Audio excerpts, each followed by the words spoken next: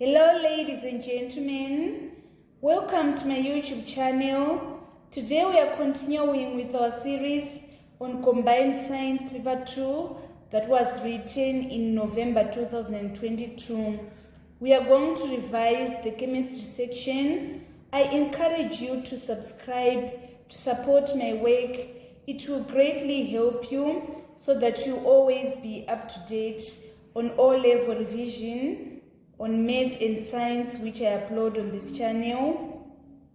In the final exam, candidates are required to answer N2 questions on the separate answer sheets provided. But as we are doing our revision, we are going to answer all the questions from number 10 to number 12.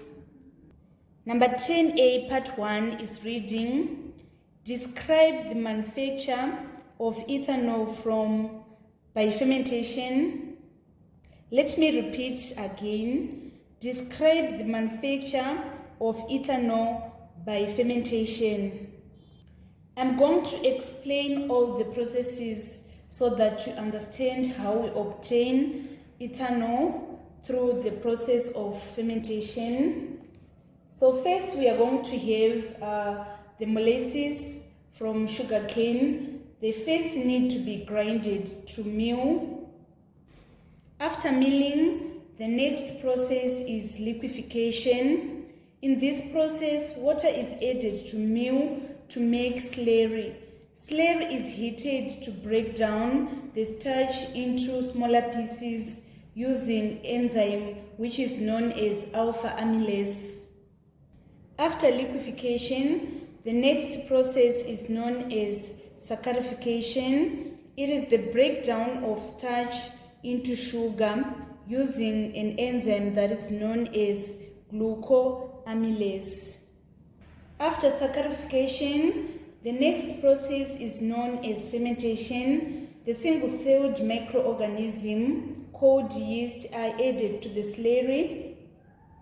Yeast is going to break down the glucose via anaerobic respiration in order to produce ethanol and carbon dioxide.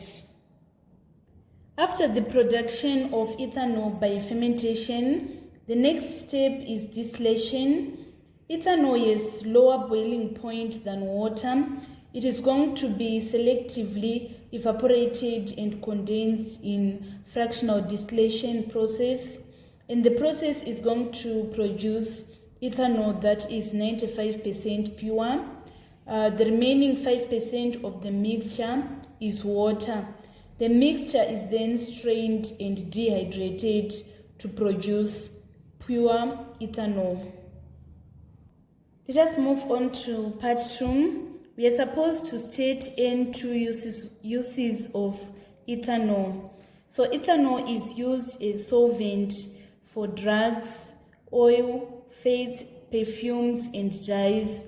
It is used as an antiseptic to sterilize wounds in hospitals. It is used as a preservative for biological specimens. It is used as biofuel. It is used as antifreeze in automobile radiators. It is used in the manufacture of alcoholic beverages. Let us move on to B, part 1. Name the homologous series to which ethanol belongs. So if we are saying homologous series, we mean the family where ethanol belongs. So it belongs to the family of alcohols. We are going to write alcohol on B, part 1. And then on B, part 2, we are supposed to draw the structural formula of ethanol. So first I'm going to write the molecular formula of ethanol. It is C2H5OH. And then now I want to draw the structural formula. I'm going to have 2 carbons connected together. And then I'm going to have 5 hydrogens. 1, 2, 3, 4, 5, and then this OH group. So this is the structural formula of ethanol. Let us move on to part C.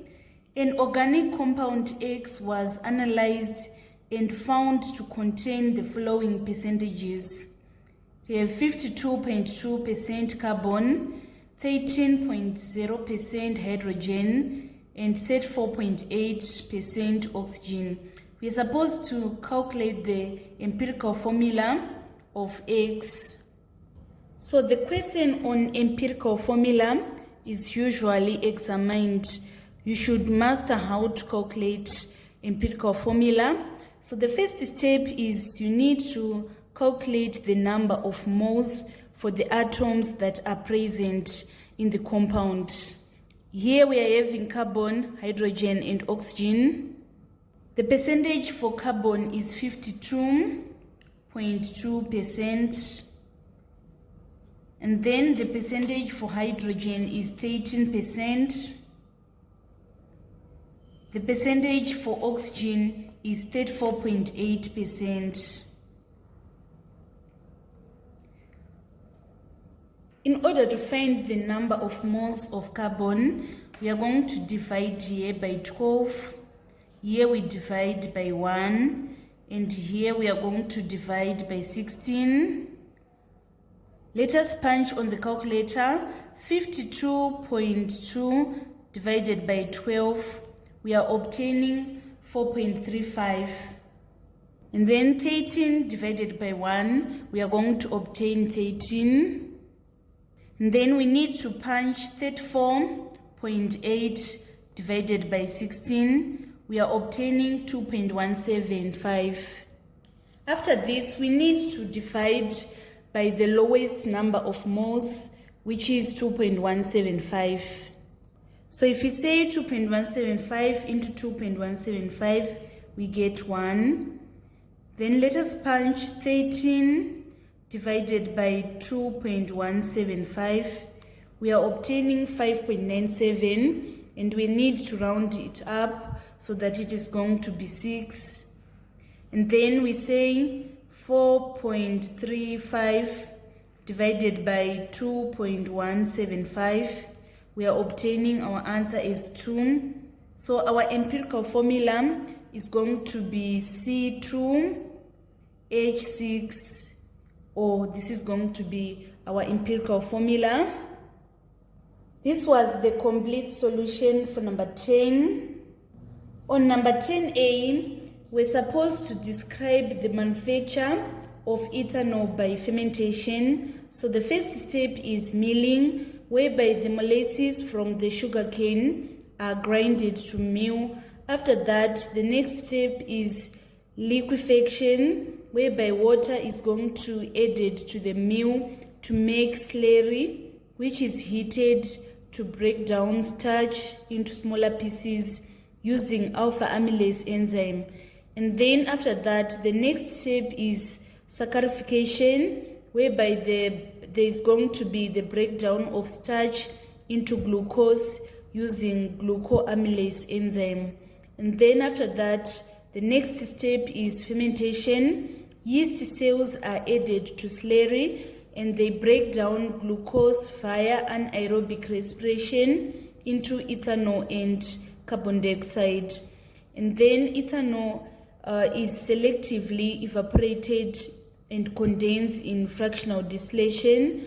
The process is going to produce ethanol that is 95% pure. 5% of mixture is water. So the mixture is going to be strained and dehydrated in order to produce pure ethanol. And then on B part 1, we're supposed to state and two uses of ethanol. So ethanol is used as solvent for drugs, oils, perfumes, and dyes. It is used as antiseptic to sterilize wounds in hospitals. It is used as preservative for biological specimens. It is also used as antifreeze in automobile radiators, and also it is used as biofuel and in manufacture of alcoholic beverages. So candidates were required to state any 2 uses of ethanol from the uses I have stated above. And then on B part 1, candidates were required to name the homologous series to which ethanol belongs. It belongs to alcohol. And then on B part 2, candidates were required to draw the structural formula of ethanol. So this is the structural formula of ethanol. And then on part C, we're supposed to calculate the empirical formula of compound X. So empirical formula is the simplest whole number ratio of atoms that are present in a compound. The first step is to find the number of moles for atoms that are present. In order to find the number of moles, we say the given mass over the molecular mass of that atom. After that, we need to divide by the smallest number of moles in order to get the empirical formula. So that was all about number 10. Let us move on to number 11. Number 11A, fuels release energy when they burn. On 11A part 1, we are supposed to state one example of gaseous fuel and also one example of solid fuel. So the first example of gaseous fuel that I'm going to state is the liquefied petroleum gas, the gas that we use at home. And then I'm going to explain the liquefied natural gas, and also hydrogen is an example of gaseous fuel. So liquefied petroleum gas is primarily propane and butane, and then liquefied natural gas is primarily methane and ethane. So let us list now the examples of solid fuels. Examples of solid fuels, we have coal, wood, and charcoal. Solid fuel exists as solid at room temperature and pressure, and then gaseous fuel, they exist in gaseous state at room temperature and pressure. Let us move on to A part 2. We are supposed to give 2 advantages of gaseous fuels over solid fuels. So the first advantage that I'm going to give is that gaseous fuels produces very low greenhouse gas upon burning and hence causes less air pollution as compared to solid fuels.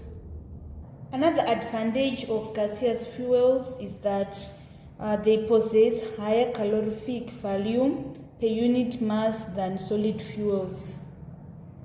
Another advantage of gaseous fuel is that they are easy to transport through the pipes. Another advantage is that they burn without dust and ash. Let us move on to part B. We are supposed to explain a danger of incomplete combustion of fuel in a bedroom which has poor ventilation. First, I'm going to explain what is incomplete combustion. Incomplete combustion is where there is not enough oxygen present in order to form carbon dioxide and water. As a result, carbon monoxide and sometimes carbon is produced. The carbon monoxide is going to bond to hemoglobin in the red blood cells and prevent oxygen from being transported around the body. And this condition is known as canoxia. It results in organ failure and eventually death. Let us move on to C part 1. We are supposed to state into properties of an acid. So an acid, you have a pH that is less than 7. They turn blue litmus paper red. Acids are used as electrolytes. Acids have sour taste. acids react with metal to form hydrogen gas. And then on C part 2, we are supposed to state N2 properties of a base.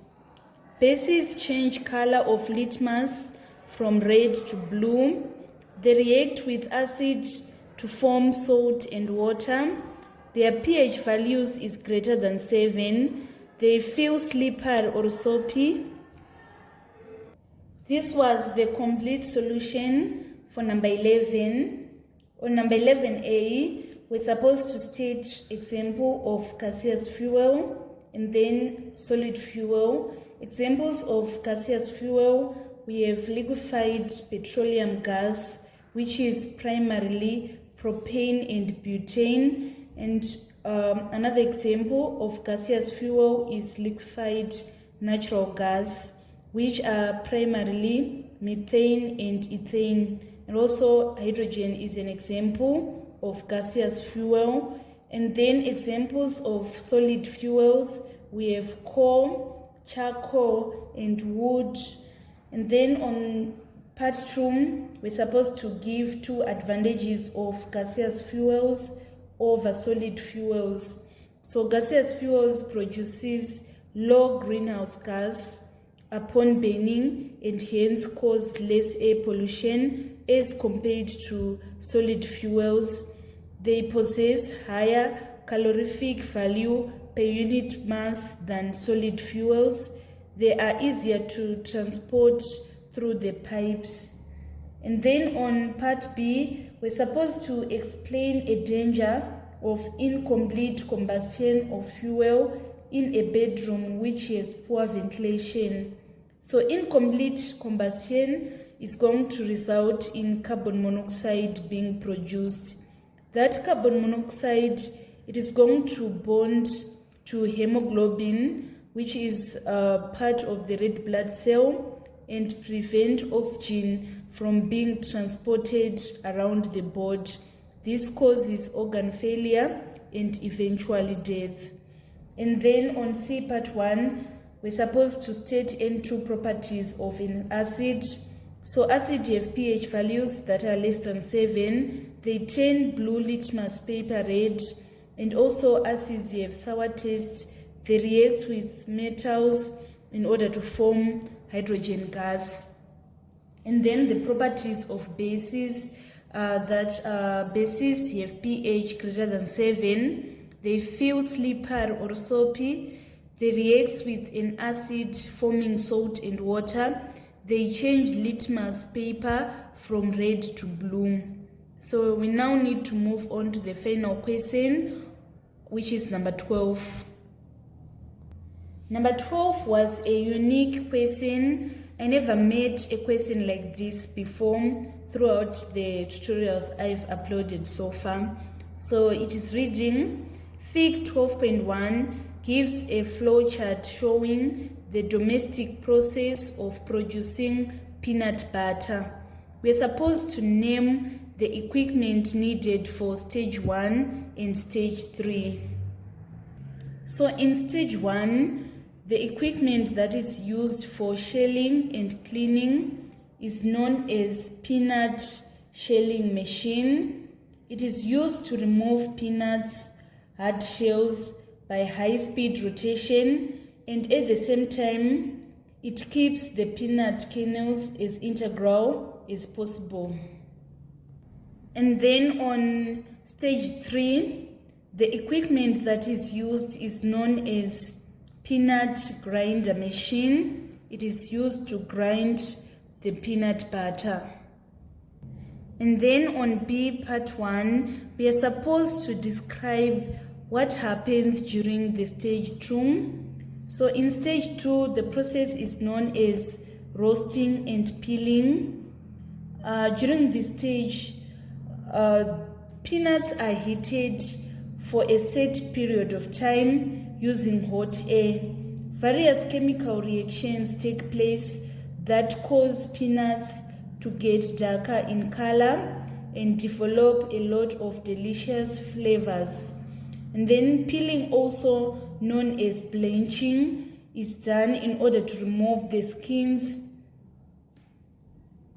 Let us move on to B part 2. We are supposed to explain the importance of stage 2.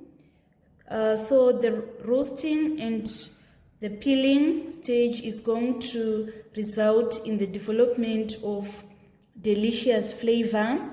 And also roasting further dries peanuts. The heating can kill certain microorganisms, improving safety of the products. On part 3, we are supposed to describe how peanut oil is produced from peanut butter.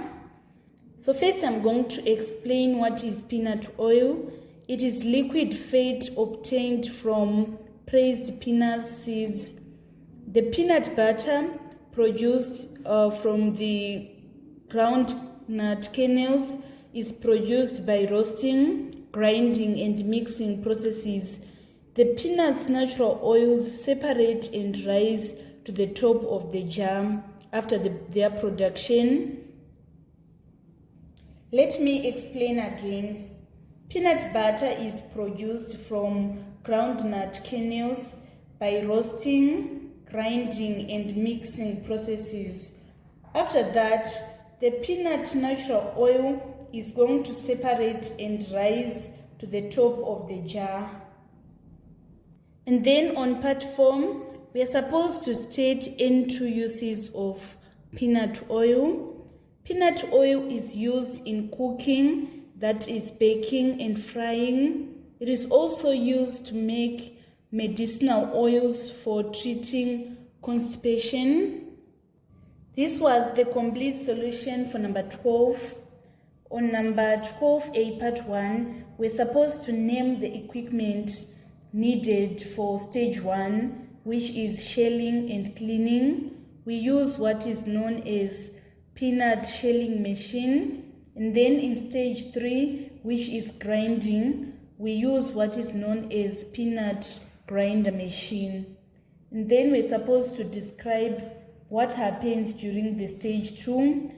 The stage 2 is known as roasting and peeling. During roasting, peanuts are heated for a set period of time using hot air. There are various chemical reactions that are going to take place that cause peanuts to get darker in color and develop a lot of delicious flavor. Peeling is then done in order to remove the skins. Heat causes the skin to let go and they can be rubbed off easily. And then on B part 2, we're supposed to explain the importance of roasting and peeling. Roasting is going to result in development of delicious flavor. It also further dries the peanuts. Heating can kill certain microorganisms, improving the safety of the products. And then on part 3, we're supposed to describe how peanut oil is produced from peanut butter. After production of peanut butter by roasting, grinding, and mixing processes, peanut oil is going to separate and it rises to the top of the jar. This is how we are going to obtain it. And then on part 4, we're supposed to state in 2 uses of peanut oil. Peanut oil is used in cooking, that is baking and frying, and also it is used as medicinal oil for treating constipation. This marks the end of our tutorial today on chemistry section that was written in November 2022. Thank you so much guys for following me on this channel. Please don't forget to subscribe, like and share my videos. I love you all. This is Eve signing out.